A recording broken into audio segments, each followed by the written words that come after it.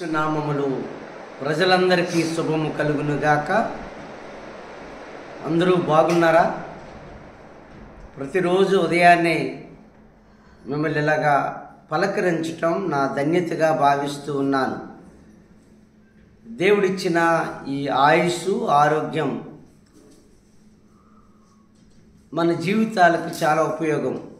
అందుకే ఈ ఆయుష్ ఇచ్చిన, ఆరోగ్యం ఇచ్చిన దేవునితో ప్రతిరోజు మనం ప్రేమతోనే కలవాలి. దేవుడితో వాదన చేయటానికి లేదు, మనుషులతోటి వాదన చేయకూడదు. దేవుడు ఈ జీవితాన్ని చక్కగా వాడుకోమంటూ ఉన్నాడు.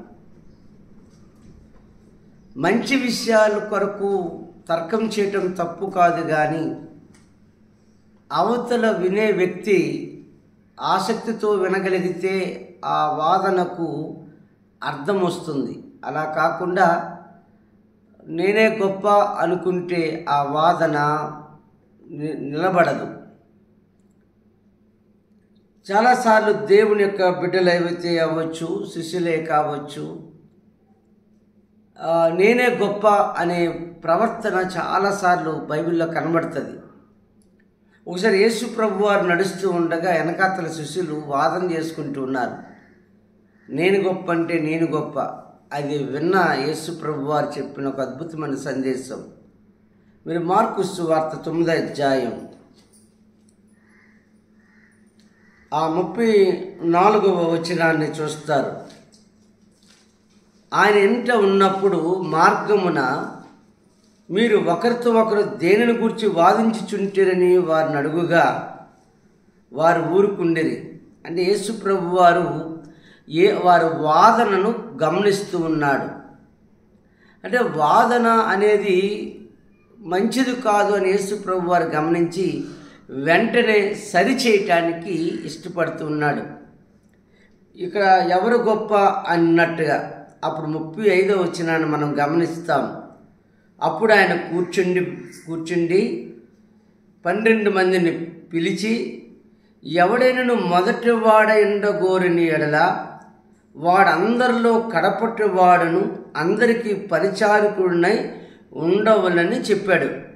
అంటే గొప్పగా కనబడాలనుకుంటే నా దగ్గర ముందు నువ్వు సేవ చేయాలి, పని చేయాలి అంటాడు. అంటే దేవుడి ఉద్దేశం ఏమిటంటే తను తాను తగ్గించుకున్నవాడు హెచ్చించబడతాడు, హెచ్చించుకున్నవాడు తగ్గించబడతాడు అనే ఒక ఉద్దేశముతో వీరికి వాక్యము బోధిస్తున్నాడు.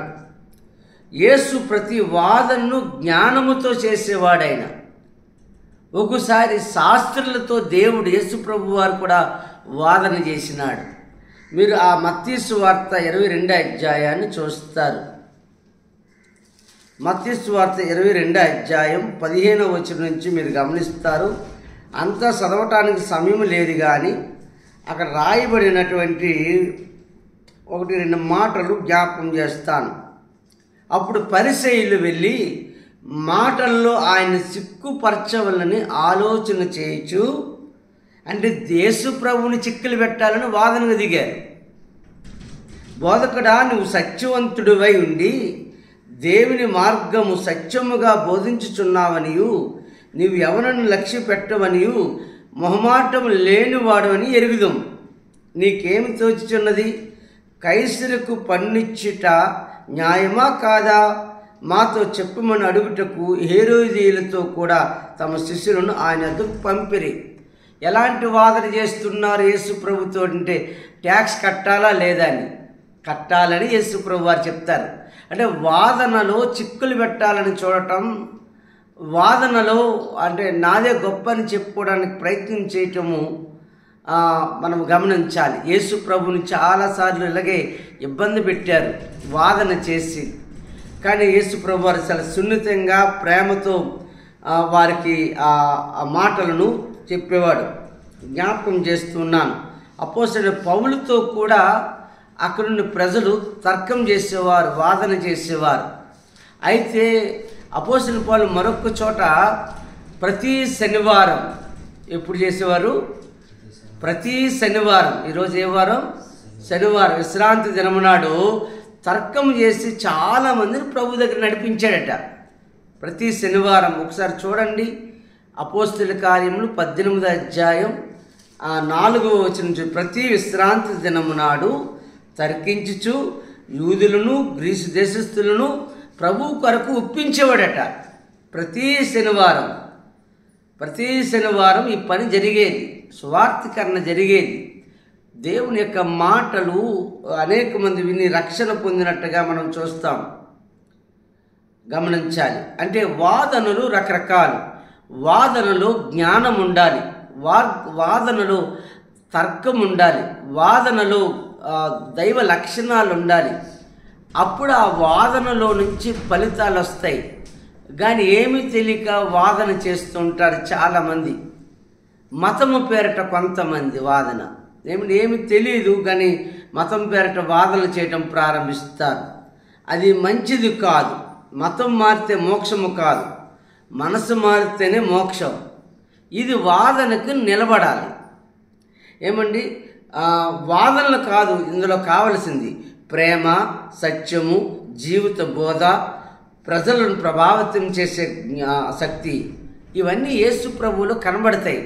ఆయన వాదన చేసిన ప్రతి చోట కూడా వేల మంది రక్షణ పొందినారు. పేతురు ఎక్కడ వాదన చేసినా, లేక పౌలు గారు ఎక్కడ వాదన చేసినా వేల మంది రక్షణలోకి వచ్చారు. కారణం, అందులో జ్ఞానం ఉంది, అందులో సత్యం ఉంది, అందులో జీవం ఉంది, అందులో వాదనకు తగ్గట్టుగా మాటలు ఉన్నాయి. అందుకే వారు అనేక మంది రక్షణలోకి వచ్చినట్టు మనం చూస్తాం. నేను అంటాను, మతవాదనలకు బదులు మనము జ్ఞానం సంబంధమైన వాదన చేస్తే మంచిది. నా మతం గొప్ప, నా మతం గొప్ప అనేవారికి ఎక్కడ సత్యం దొరకదు. సత్యము కొరకు వాదన చేయాలి. ఏమిటి సత్యం అంటే? దేవుడే సత్యం. దేవుడు పరిశుద్ధుడా కాడా? దేవుడు పరలోకములో ఉన్నాడా లేడా? దేవుడు సృష్టికర్త కాదా? ఇలాంటి చాలా ప్రశ్నలు ఉంటాయి. దాని మీద వాదన చేస్తే దేవుడు దొరుకుతాడు. కానీ మతంతో వాదన చేస్తే మతం ఎప్పుడు కలహాలు పెడుతుంది, మతం ఎప్పుడు కూడా రెచ్చగొడుతుంది, మతం ఎప్పుడు కూడా ఇతరులని దూషిస్తుంది, ద్వేషిస్తుంది, అణగదొక్కుతుంది, మనసును పాడు చేస్తుంది. అందుకే మతపరమైన వాదనలు మంచివి కాదు. అది మత సంబంధమైన గొప్పతనాన్ని చూపించడానికి ప్రయత్నం చేస్తుంది. దేవుడు గొప్పతనాన్ని బయట పెట్టలేదు. మతం ఎప్పుడు కూడా మతం యొక్క గొప్పతనాన్ని బయట పెట్టాలని చూస్తుంది. దేవుడు గొప్పతనాన్ని బయట పెట్టేది జ్ఞానం, ప్రేమ, అన్వేషణ.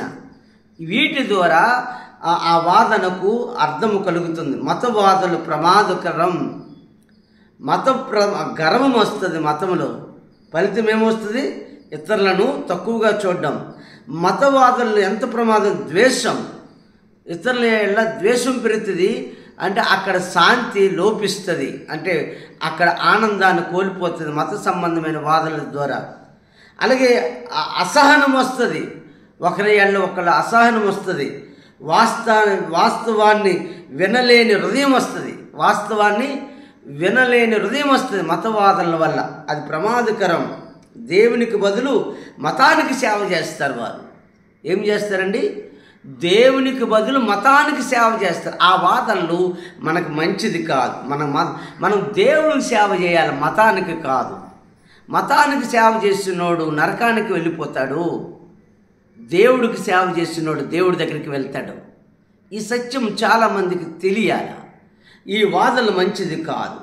దేవునికి మహిమ కలుగునుగా. పౌలు దేవుడి యొక్క వాక్యాన్ని చాలా చోట్ల బోధించినప్పుడు ఆ బోధకు రాజులు సైతము అగ్రిప్ప అంటాడు, నువ్వు నిన్న ఎంత తేలిగ్గా మార్చాలనుకుంటూ ఉన్నావా? అంటే ఆ మాటలు అంత షార్ప్నెస్ ఉంది, ఆ వాదనలో అంత జ్ఞానం ఉంది. నేను అంటాను, యేసు ప్రభు వారు కూడా వాదన చేసినాడు. పరిసయ్యుల దగ్గర, శాస్త్రుల దగ్గర చేసినప్పుడు వాళ్ళందరూ విస్మయం పొందారు. ఇతడు యోసేపు కుమారుడైనా, మన మధ్యలో పుట్టినోడికి ఎంత జ్ఞానం ఎలాగొచ్చింది? అవును, అది పరలోకపు జ్ఞానం. పరలోకపు జ్ఞానముతో వాదించేవాడు ఎప్పుడు జ్ఞానవంతుడే. ఆ వాదనలు నిలబడతాయి, ఆ వాదనలు శాశ్వతంగా ఉంటాయి అండి.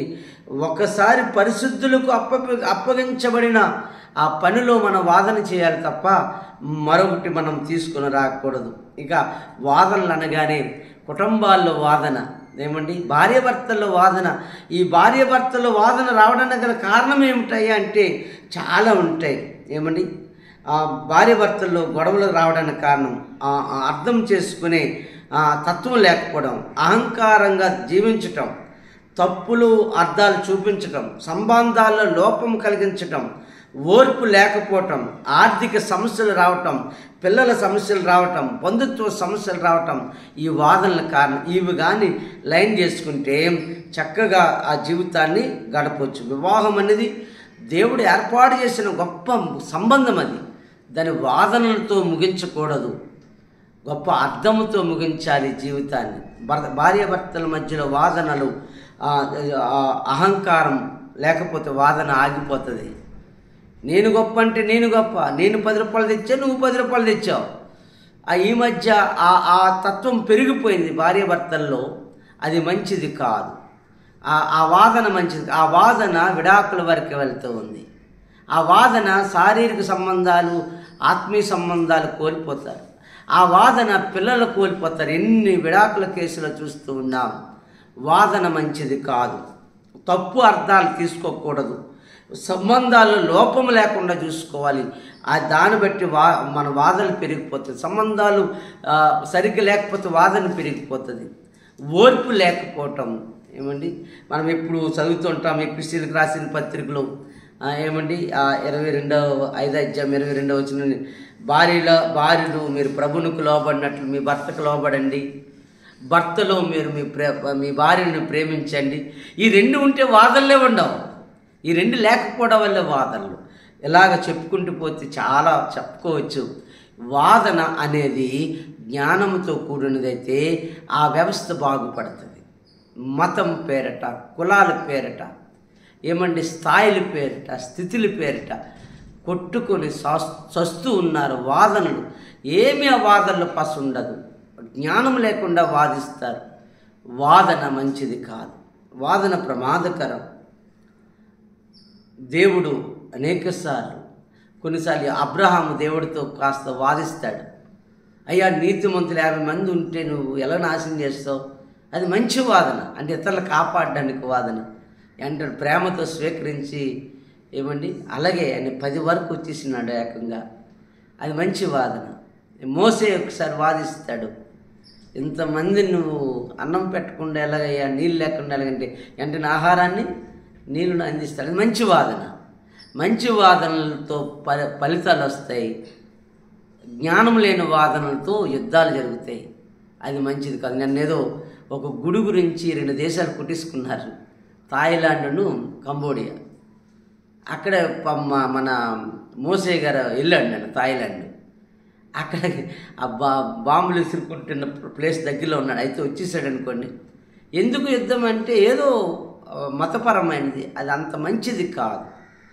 జ్ఞానవంతులు ఎప్పుడు అలా వాదన చేయరు. జ్ఞానవంతులు ఎప్పుడు కూడా మంచి విషయాలు కూర్చోబెట్టి మాట్లాడతారు. దేవుడి కొద్ది మాటలు దీవించునుగాక.